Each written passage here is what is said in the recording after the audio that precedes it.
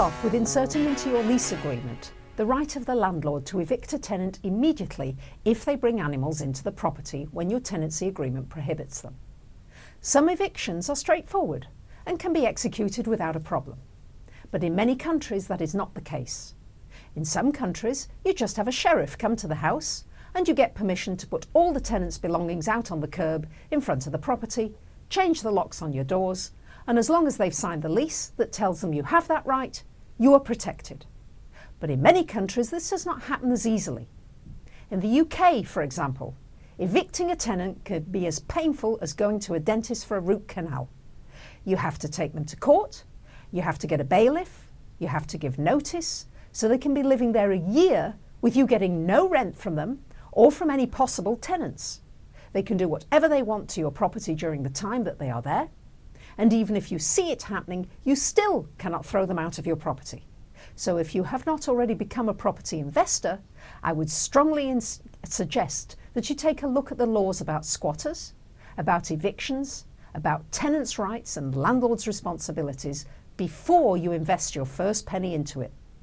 Take into consideration that in this economic downturn, people are losing their jobs.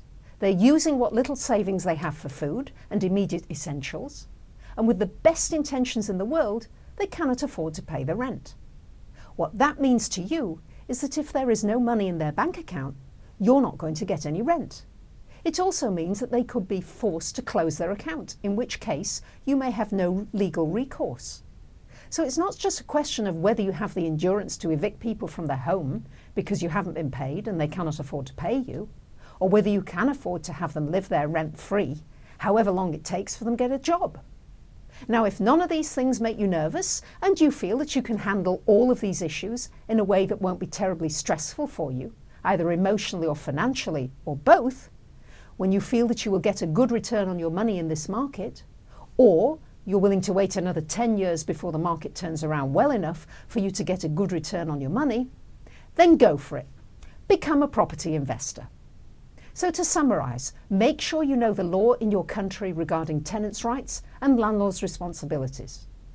During a downturn economy, your tenants may lose their jobs and may not be able to pay your rent. Evicting tenants is costly and time-consuming, and you may not be able to make a good return on your property for at least 10 years. I had an email from a viewer, Mrs. L, who writes about a previous show on credit cards. She writes, "I do not agree with your advice that credit cards ought to be used only for emergency purchases. That may have been the case when they were instituted, but that may have been before the days of bank fees. Nowadays, those who are in a certain age group and who are not students are hit with bank fees for every withdrawal. Because of this, ever since I had a credit card, I feel bound to use it for every purchase, or I'll be stung by a bank fee for withdrawal. In fact, I get annoyed when using a retailer who does not accept credit cards. I do not like carrying large amounts of cash. Mind you, I do pay off my credit card every month, and my annual account fee is only $25. I extol the advantages of using a credit card to those in my age group at every opportunity. I went away for 3 weeks without my credit card and had to withdraw hundreds of dollars in cash to avoid fees. I did not like carrying large amounts of cash." Well, thank you for your email. As long as you pay off your balance every month, it doesn't matter whether you use credit cards or not. But for the 98 to 99% of the population, most people do not pay their credit cards off every month.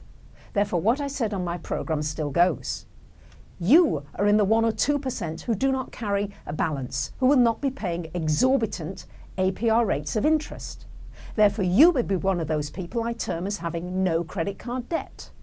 If you will recall on many of my shows, I spoke about the necessity to pay off credit cards and not to carry debt. Be as debt-free as you possibly can. If you are paying off your credit cards every month, essentially, you're debt-free. Next week, we'll look into some legal issues involving evictions and money laundering that may arise between landlords and tenants. See you next week.